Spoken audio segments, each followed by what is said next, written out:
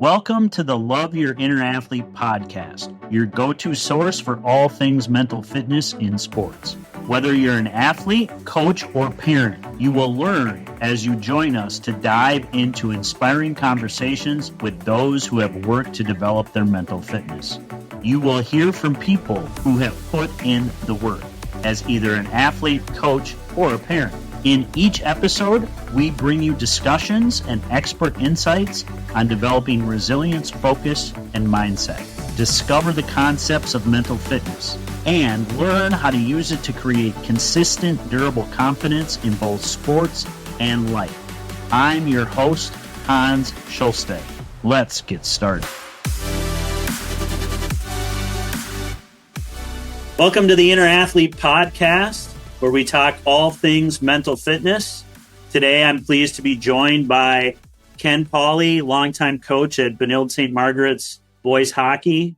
He's a teacher there. We've known each other for years, and it's just great to have him on the podcast today. Welcome, Ken. Thank you, Hans. I appreciate it. It.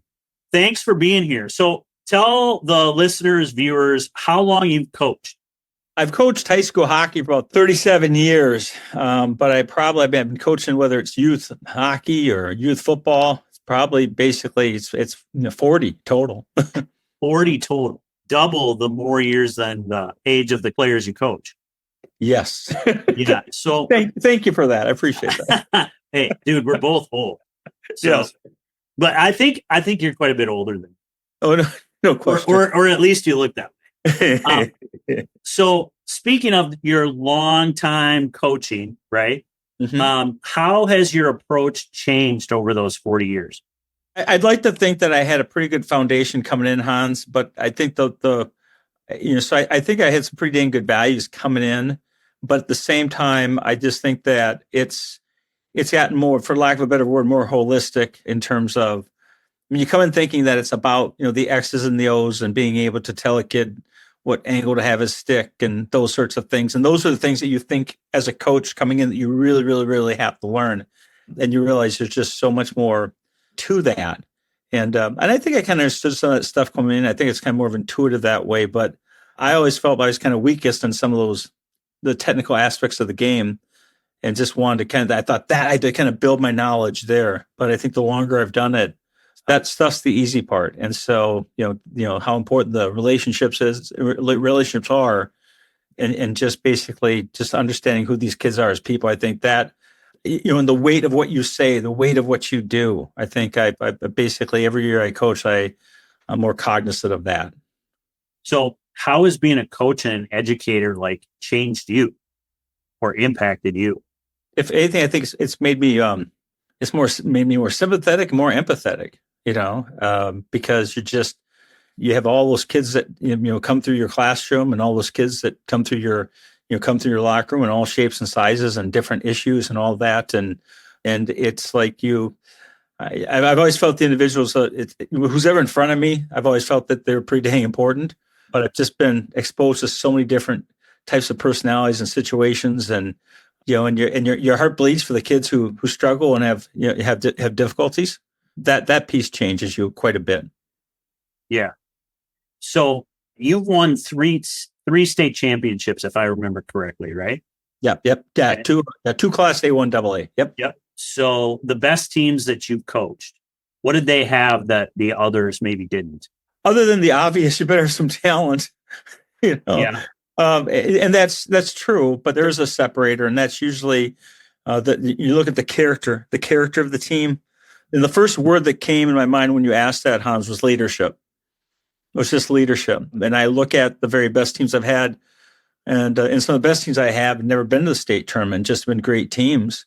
And just look at them, they're just great captains, and the very best teams I've had, usually there's about 4 or 5 kids on that team could have just as easily been captains. And so I think the very best ones, they not only have that ability, that no one's not going to win. No one's winning without stars. No one's winning without kids who can play. But the separator is the leadership and the character, and you just have kids who you really can rely on, in those intense situations. And what do you think separates great leaders from good ones?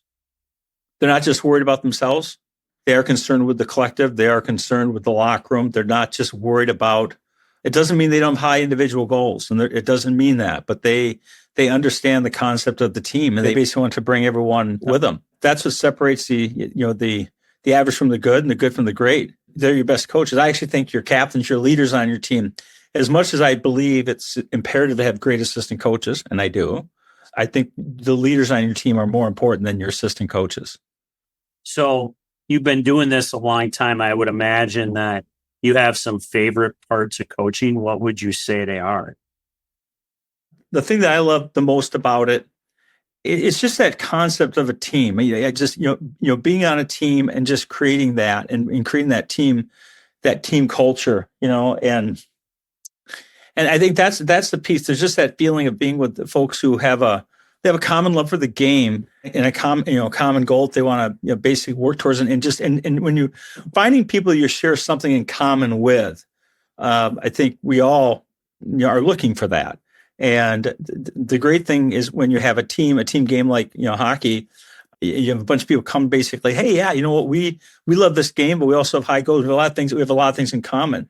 And that process keeps regenerating itself. So having done it for 4 decades, and you just think of all the different teams and the different characters that come through. It's like next one up. I remember Willard Eichel has said, basically, God rest his soul, that even though of course probably all the state tournaments, all the state championships he won. One thing I remember reading him saying was like, I've won a lot, but I haven't won with this team. I haven't won with these kids. So it's always brand new for them, Hans. I think it's always refreshing, always regenerating, and I enjoy that piece. What I hear you saying is you enjoy the relationships and the community you create. See, you're more succinct than I am. Yeah. Well, so yeah, exactly. Yep. So here's the thing. You have been coaching for 4 decades, which is a long time. And there have been, like, looking at the High School Coaches Association roster every year doing the high school character award, there's a lot of turnover. How have you been able to last for 40 years? Well, I think and you and I were talking before we start the podcast, I think having some common sense helps, Yes. But I've had some incredible mentors, in my life, just at critical points, and have laid such a great foundation, and I don't want to get terribly preachy, but my faith in God, my Catholic faith has been served as a great foundation, because when you coach, people are going to attack you. It's a very public thing. Hans, when I grew up with 5 brothers, and I heard how people talked about coaches, and you're going, why would you want to do that? Because as soon as you become a coach, you become unpopular to a lot of people, and people don't even know you. But coming into that, you better have a strong foundation right from the start. And I just have had some incredible teachers and mentors, and that's what served me very well. And it's also nice, you kind of think out when you're a young coach where you're probably a little bit off the rails, and you kind of look back and, ooh, that was bad. But I also had people, whether it was my first president or first athletic director or whomever it was, that they stuck with me with some of my mistakes and helped me learn from those things rather than just say, that's it. Yeah. Well, so relationships again. There we go. Succinct. Yeah. I should just say relationship and next question. Shorter pop that way. So what are the characteristics of the best coaches you've ever had or worked with? The love came through every time. And as soon as you said that, I thought of Roger Lapel, my football coach at Wayzata. And and he built, Wayzata, football. He just did. And I just remember the love and the passion that he had for that just came through. And then he cared about us. He cared about the game. He cared about the game. He cared about what he did. He loved what he did. But, the fact that he took time, he took time with us. Jack Blatherwick, who I was, and Jack. And it's like Jack was my coach when I was a sophomore at Wayzata, and was an incredible mentor for me. And I got a chance to coach with Jack for 8 years. But the one thing I remember from Jack, Hans, is that when and Jack never lasted long as a head coach, wherever he was. But cardiac Jack, I remember when he came into Wayzata before trials, he met with every kid who was trying out individually. Every one of them met with every one of them individually. That made a basically real impact, because to me, the key to coaching, right, is the player-coach relationship. And there's that word there's again. that word again, right? Yep. But you can't have that unless you put something into it. Right? You can't give a message unless you basically have kind of touched some people individually. So the best coaches I had, it wasn't every coach has an ego, but it wasn't all about them. All right. It was about the game, the team. They cared about you as an individual. And that always came through. And that was coaching and teaching, the same thing. Those are the best teachers I had too, were the same way. Mm-hmm. So I would imagine then, if you have a list of what makes great coaches, what makes the worst or difficult ones or challenging ones to play for or work with? Yeah. That's another good question. Boy, you've done this before. I have. Yes, you have. I think the worst one is that essentially it comes out that it is about them. It really is. It is about them. At the end of the day, they're kind of more concerned about kind of what the reflection is on them than they are in terms of a larger goal. That they think it's just about, oh, I make a decision, but I don't need to kind of prepare anyone for the decision. I basically I'm moving this kid here, but I'm not going to talk to them, about that they don't understand. I think the worst ones I've seen don't understand the impact of basically of what they do. And doesn't necessarily make them bad people. It just makes them, and I think we started talking about having, empathy or sympathy. Here's the thing. The worst ones have no self-awareness.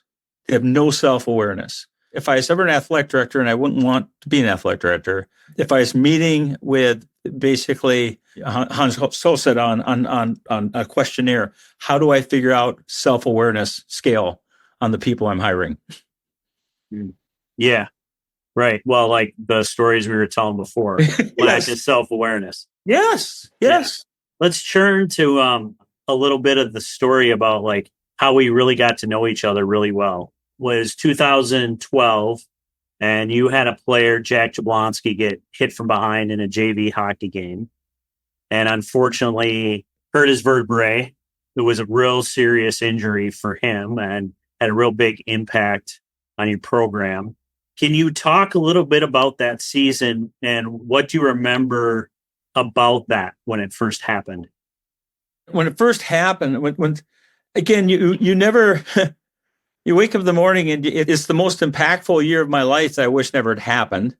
And, again, what I remember is, as you said, it happened in a JV game in a holiday tournament. And I think I told you before that I had gotten a phone call from Tom Klein. I was wondering why. I was kind of following the game online because I went and watched the first two periods. I went home to get ready for the varsity game that night. And I kept trying to follow online the score, and I realized it was it was frozen. It wasn't moving, and I clearly they didn't finish the game or whatever they did. But anyhow, Tom Klein called me, who I was coaching with that time, and he told me about what happened to Jabs, and he just said it's the worst. And Tom coaching for a long time as well, has coached for a long time, and he says the worst thing he's ever seen in terms of how the situation. And so that started a process, Hans, in terms of, oh my goodness, like, okay, so how bad is this? This is back in 2012, right? 2011, 2012. Mm-hmm. And so I'm looking at that, and I've never, I've had kids get injured before, but I've never had anything that horrific, anything that impactful. And so I didn't realize driving to the rink just basically how deeply impactful it was going to be. And because a lot's running through your mind at that time. What were those thoughts that went through your head when you first got? Oh, my first thought's Jack and that family. My God, what a hopefully,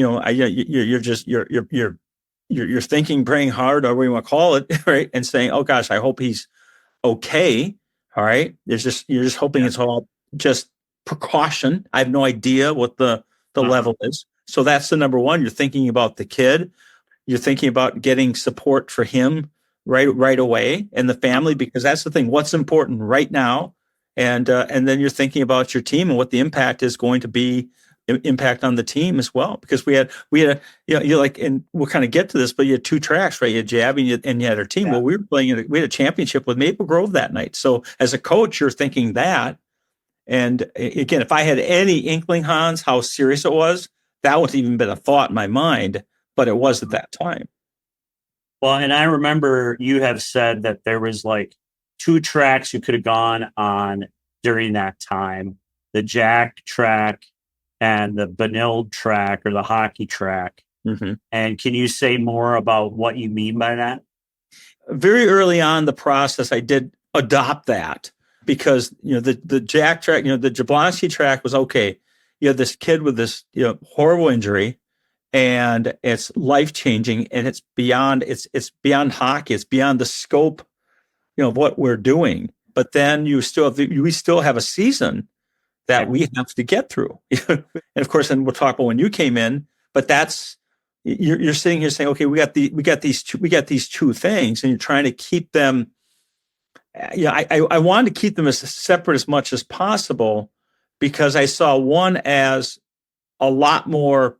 Because let's face it, whatever we do, Hans, is basically you have the temporal, all those things that we believe are important, whether trying to succeed in school and life and whatever, and then you have those things that are eternal. We talk about things of God, or things of character, or things of relationships, and those things that kind of last forever. And then you have this other stuff that we think is really important, and it doesn't mean it's not on some level, but those things are always running, to me, that they intertwine, but I think they're always on parallel paths.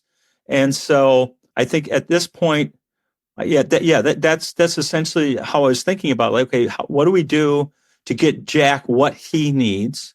And then how do we basically meet the team's needs as well?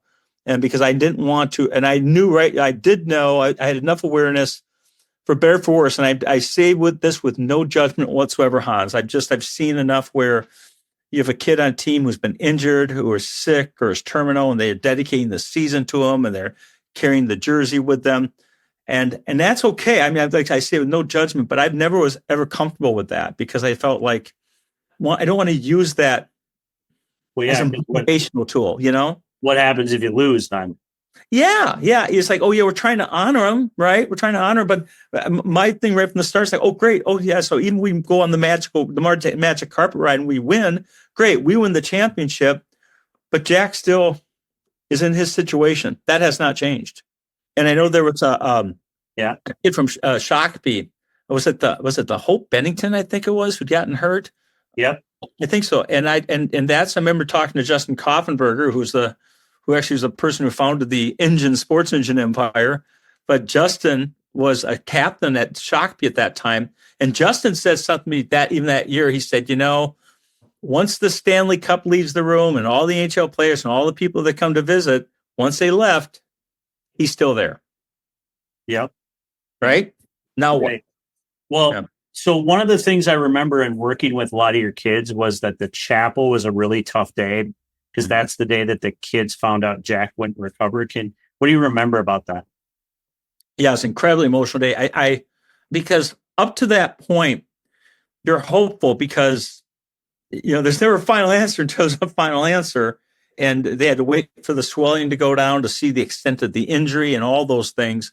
And so everyone's really hopeful about, okay, will he be able to use his arms? What can happen? And that was the day when they'd gone in and they found out this thing is bad. This is real bad. And that became, I guess it's never a final answer, because you have to continue to battle. But you know what I'm saying? It's like, okay, this is, we have to deliver the news. And in talking to Mike and Leslie Jablonski, Jack's parents, about it, whenever I talked to the team, I always coordinated with them, because I always wanted to respect their wishes on this stuff. And in terms of, and I essentially read to the team what Mike and Leslie had given me. And we delivered that message. And I'm always thankful that we were able to deliver that message in a chapel and not in a cafeteria or not in a classroom. And it was incredibly emotional. I would describe it like, you and I are a similar age, and if I'm a little older, and you remember the movie Brian song when, Gail Sayers had to basically deliver the news about the terminal condition of Brian Piccolo. Yeah. And I still remember watching as a kid, and boy, I mean, if you don't cry during that, you don't have a soul. And it was a very similar type of experience to delivering that message to the team, because adolescents, they're not used to. Yeah. Death isn't supposed to. Death, horrific injuries, those things aren't supposed to intrude on a young person's life, and they do. Yeah. So were there moments during all that where you ever questioned if you were doing the right thing? Oh gosh, yes. Yeah. Yes, of course I did. It'd be the height of arrogance to think that you're getting it right. And there were mistakes. There were mistakes that were made. But like I said, when we started this, I've always had a lot of quality people, around me, and I think we were able to kind of correct those mistakes. But you're always listen, Hans, just in a regular season, you make decisions and tryouts. If you don't think you have self-doubt, or it's like, did I make the right thing? And you can't live your life in a rearview mirror. I mean, if you ask me right now, like, would you make the same decisions you made at the beginning of the year from the season? No. Yeah. Well, I know how it worked out, right? Well, right. Yeah. Brett Favre wouldn't throw across his body either. Yeah. He knew that. Yeah. What was going to happen? Gosh, right. Yes. So do you remember the night I came to work with your team and our conversation afterwards? Yeah. I absolutely remember it. But it's like kind of like one of those flashbulb memories where everything rather vivid. But just because it's a flashbulb memory doesn't mean you have a perfect recollection of everything that happened. Listen, when you're in something like that, you're essentially in a storm, and you're looking for lighthouses. You're looking for anchors. And at that point, Hans, basically, I pretty much I knew you through John Russo, and John, I know I've worked on the Hoey Baker committee together. And John knew you before I knew you, really. I mean, I knew you by name and stuff like that, but that's about it. And so it was like, I really felt we needed to have your expertise come in. And so you came in like a lighthouse and an anchor. And I was very much looking forward to meeting you and having you there, because I felt that we needed someone with some expertise in this field. And I remember having a conversation and was talking about the season and about making a plan and having a plan for the two tracks, but also we knew, all right. And, it's like, we can talk all we want about separate tracks, but these tracks were going to intersect. Yes. And so you can keep as parallel as you want, but they're going to intersect. And how do you manage that? And I remember us talking about that. Yeah. Well, and that to me sounds like what I talk about in terms of like mental fitness and having some acceptance about the circumstance that you were in rather than trying to fight. Yeah. Yeah. Yeah. Because you're right. Because there is that, you kind of get that tough guy thing. Like I can white knuckle this, Yeah. I can power through. But I think what was important about bringing you in is like, okay, yes, you have expertise in helping with the psychology of it all. But I like the fact that you're connected to the sport piece of it. It doesn't mean that our school counselors weren't effective in helping kids in school and stuff like that. But I felt they were going to be of limited value for me and for what I was trying to do with the team. And that's why I wanted to bring you in. Yeah. So what stood out about that night for you? The biggest thing stood out to me, it was really nice to give someone else the wheel for the night.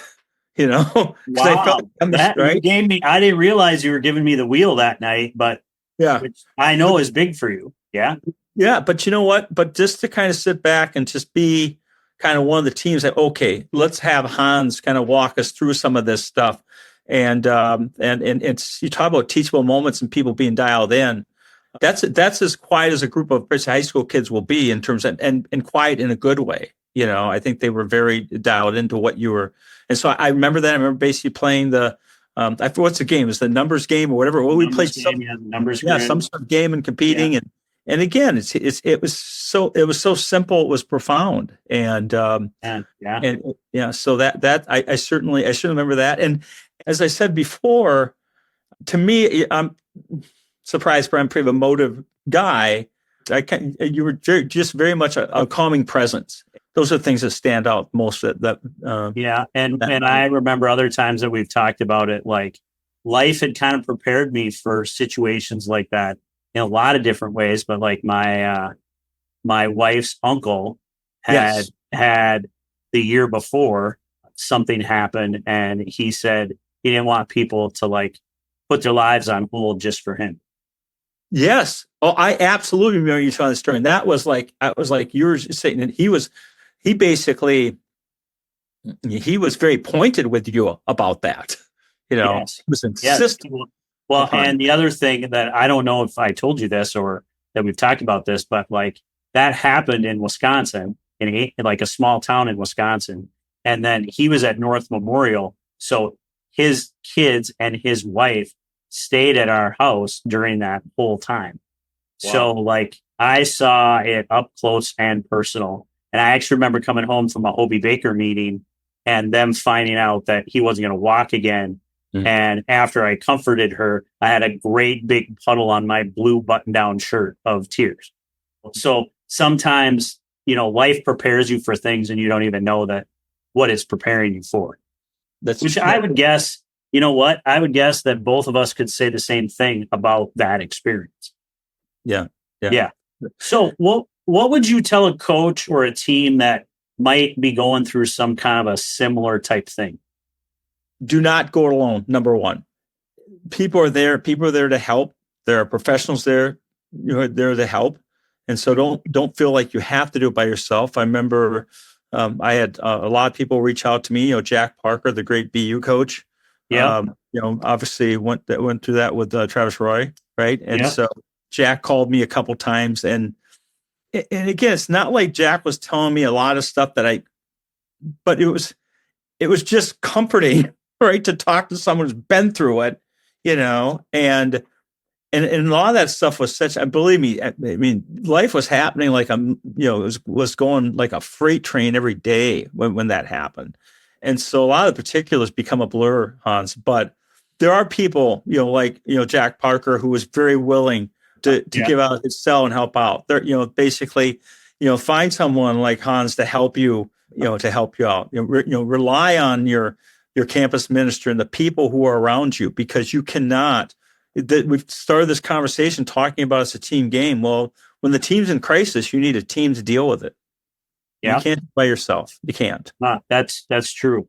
Well, and one of the things I've really appreciated about our friendship is every time I've been in a scenario like this, you've been willing to help out whoever needs your help and have said without reservation, yeah, give them my personal phone number. Yeah. Yeah. It meant the world to me talking to the folks who reached out to me, and there's such a sense of, even when I've talked to a few of the folks that you're talking about, you have a sense of helplessness on your end because what they're in store for, and your heart bleeds for them, saying you have no idea. I mean, you can sit there and say but you don't know until you're going through it. Yeah. It's life changing. It is life changing. Last year I talked at the high school coaches clinic about how those experiences have actually created an outline for me about how to deal with, mental health, mental fitness, mental performance. And I feel like, and you tell me if you agree with this, that one of the things you all did well was suspend judgment, offer resources, and helping the kids figure it out. Oh yeah. Yeah. Yeah, for sure. And everyone was hurting, and everyone hurts in a different way. Yeah. Everyone expresses it in a different way. And that's why I bring in. I know a lot of our kids were just making a beeline to your office, and you actually continue to help them long after the season was over. The other thing that happened was there was one time where two of your players came in back to back, and I was working really hard to not have them see each other in the lobby. And then they did anyway, because they didn't follow the directions I gave them to make that happen. And then they were both like, oh, yeah, well, we knew we were coming back to back. We talked about it in the locker room. Yeah. Yeah. I also think the confidentiality stuff, right? Yeah. And it's like, listen, and all those emotions that you're feeling, ranging from guilt, envy, whatever inappropriate thought. It's like, it's like there isn't anything that's necessarily, I mean, you're a high school kid, you're a 16, 17-year-old kid dealing with all this stuff, and the prefrontal cortex is still getting wired, there's a lot of things going on there, so. And the other thing that I think you guys did really well was you offered to pay for some of it, which I also thought was another way of, like, your booster club took, if I remember correctly, like 3 or 6 sessions for every player if they wanted it, which I think was huge. It was right? it was massive. And I will tell you, in all this, like I said, we had a very good foundation to begin with at Benilde St. Martyrs. And I'll tell you, you talk about being prepped. And I know you know some of these people because you've dealt with their kids and dealt with them on a personal level. But to have, people, like Ann Terry Moore, guys like Mike Steinhauser, John Cheryl Bessie, Kim and Jim Horton. I mean, it goes, that team of parents that we had, extraordinary. And again, I've been blessed to be assembled to work with some really great people. But boy, I'll tell you what, we got through it. I think we thrived in a lot of ways because of the team that we had in place, and that our parent community, the Booster Club, just what you're talking about, there was no hesitation. And so if I ever somehow start thinking, this was just me, then slap me silly, because it's bullshit. It was never just me. Well, and you remember when we did that panel at the hospital? Yes. Later that year? Yes, I do. Covered a lot of that stuff as well. And, the other thing that I remember from our conversation then and other times is that the numbers thing gave them permission to have feelings and compete, even though he was hurt. Yes. That's the guilt piece. It's like having permission to care.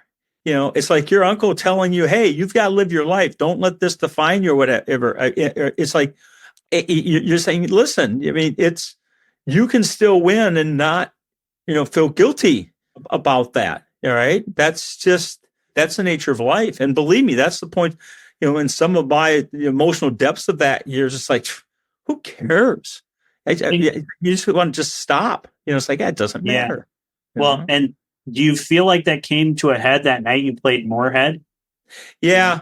Yeah. Well, tell me what you remember about that game. Well, what I remember then, this is, again, there was a lot of great support. There's a lot of well-meaning support. That's the two, trying to keep things separate. Yeah. We basically had a special event jersey that was donated. And every kid, the name plate on every jersey was Jablonski. All the numbers were different, but the Jablonski was on every name. And we got our ass kicked. And Moorhead was good, but it was just like, this was us. This was me not managing this very well, in that I felt the jersey became a symbol of like just everything I said on at the beginning, like, dedicating the season to someone. And almost, I didn't want to use Jack as a motivational tool. I mean, certainly we rallied around that. I think the success we had was very much connected, to that, right? You've got this higher purpose that all of a sudden you have, but I didn't want to use it in that way. But we have this jersey, and I just remember I even called Jack's name like he was up to skate, because I'm sitting here looking at all these jerseys in front of me. Jablonski, I said Jablonski, and the kind of guys like look at him, and it's like, oh shit, I mean, it's just, and that was the tipping point. Because I think when we talk about mistakes, I believe that we were doing some good things, but I think we were kind of white knuckling at that time, and I wasn't trusting my gut, because my gut said the jerseys were a bad idea, but I went with it because, again, people were well-meaning, and I accepted the help, and it was incredibly generous. Yeah, but that also was probably the point at which, like, how would you have the words to verbalize why it wasn't a good idea or a way to diplomatically handle that? Yeah. I mean, because I just think the other thing that I've noticed is that when something bad happens and people grieve, everybody wants to do something to help. Yeah. And sometimes, like, what I've seen happen is, like, in your situation, the logo became the thing, right? The 13. Yep. But what I've seen in other situations is there's big fights over how they're going to do that. Exactly. Right. And so then that becomes the focus, or people don't communicate rationally because they're so stuck in their grief. Well, and you appreciate this, because I know, and actually I listened to the podcast you do with Christian Horn. That was great. But, Christian likes to look good. We both know that. And I still, right? Yes. Christian likes the dress. All right. He's got a sense of style. There's no doubt about it. Yes, that's true. And so I still remember that night we had those jerseys. I walked in, looked at the jerseys, and I was kind of shaking my head like, this is a mistake. And Horn looked at me. I know this. He said, Coach, you got to admit it. We look good. Yeah, I could see that. And that's actually one of the best ways to push his buttons. Is to tell his fashion is terrible or his haircut sucks. Yeah. Trust me, when he became captain, that was the biggest thing. A little levity here. The biggest thing for Christian was he wanted to take over the soft goods for the team because he didn't think I had good enough sense of style. Well, he's right. He is right. I was just gonna say, like your sense of style ain't great. It had and stubborn or persistent. It hasn't changed. And there is no style. Like my son AJ says the dog has a better sense of style with the choice of dog collar than I do. Yeah, but the thing with you is I always know where like you stand. And I know, sometimes you can be a polarizing person, right? Mm-hmm. Or people see you in polar opposites, right? Yep. But everybody knows like what they're going to get with you, like it or not. Years ago, someone said that basically that they said they didn't know what the formula for success was, but they knew what the formula for failure, and that's basically try to please everyone. And so I'm going to be who I am, and if you don't like that, tough shit. But authenticity, to me, I like authenticity in myself and other people, and just to be real with people, and that's where real authentic relationships take place. Is with authenticity. And one thing about the jersey thing, Hans, kind of going back to that a minute, our first game back was against St. Louis Park. And I remember telling the team, there was something where it's like the entire hockey community was embracing Jabby. Yeah. And there was a little bit in us like, hey, he's ours. He belongs to us. He doesn't belong to you. And it's I don't know if that makes any sense, but kind of like, he's ours, he's ours. And the truth is that we embraced people embracing him, but we still want that. And to me, that was like saying, hey, everyone loves that kid and we want that support and we are grateful for it. But man, he's still a member of this team. All right. And that's basically when you say how this has changed me or coaching, it's like, when you get a kid who's hurt, and this was horrific injury, but that's one thing I haven't learned too, is that when I was a younger coach, when kids get hurt, and maybe it's not horrific, but it's a bad knee and they're out for the rest of the season, they're isolated. Those kids are isolated. They're now away from the team. Yeah. And I'm more cognizant of don't forget that kid. I think early on, Hans, I would have forgotten. I wouldn't have forgotten, but hey, they're not around anymore. They can't help. But they're still hurting too, right? Yeah. So what advice would you give to coaches who are unsure about approaching mental health or mental performance or mental fitness in their programs? Well, I would say if they're unsure, I would say your approach is 30 years behind time. You better get sure about it because mental health is a real issue. When you look at kind of serious mental upsets, whether they be depression, anxiety, or what have you. Yeah. And you're dealing with an age group, and again, I'm just talking about high school kids, but you're dealing with kids who are dealing with stuff.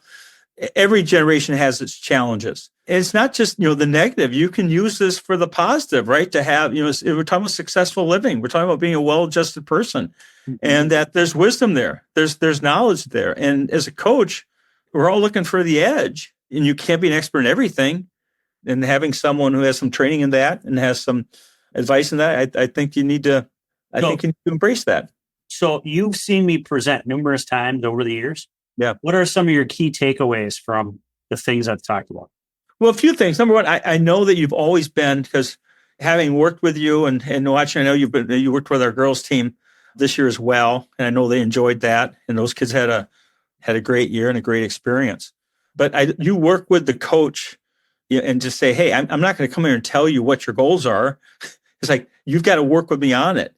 We got to work together with it. And so I like that interactive approach. The other thing, it's been a few years since I've seen, but I used to see you quite a bit when I was the coach association, saw you every year. You always had a different wrinkle. You're always, and I like that. I mean, you're just always bringing something, something different. But, I would tell you, number one, to me, it's that authentic piece, Hans. And that's what I like about your approach. There's that, there's that authenticity. I think you're basically a perfect combination of someone who understands the game, has been around the game, and of course has the tools, the mental tools to give to people to improve as individuals and as teams. And that's what I've seen. What's one thing I've said or done that made you think or change an approach? I would say one thing is that idea of kind of keeping that message consistent. I mean, I heard you present once saying, okay, what message do you want the kids to own? You can't be giving them contradictory messages. That's one thing in terms of that consistent messaging. That's a piece that I think is incredibly valuable. And then last question. How did parenting your own kids through sports impact you as a coach? And in what way? It is profound in that I used to say, and I still say it, that when you're watching your own kid, God sucks out half your brain. And now I know it. Yeah. Now I know it. And you're saying, who is that person? And it's like, and you know why the people want to send the emails. You know why they want to say, gee, why? Because I've been through that. I get back to that word empathetic. I'm more empathetic. I understand it, but also when I start coaching my own kids, I said, this scares the hell out of me because I know how I felt when things are bad or going for your kids. I know how I feel about the coach. I know it's completely irrational. I basically, my rational brain is telling me you're being irrational, Ken, Buddha, whatever you're calling yourself. But I'm sitting here thinking, boy, that's how people see me. They hate me. So it scared me. It scared me, but it made me more empathetic and appreciative. Because parents, believe me, some parents get a bad rap and they deserve it. Some do, but most don't. Most don't. I think most are pretty damn good people trying to do the best they can with their kids. And so I think we have to be a little bit understanding where people are at too. Yeah. All right. Well, thanks again. Thanks for doing this again. Hey, good to see you, man. I gotta go. Good to see you. Thanks.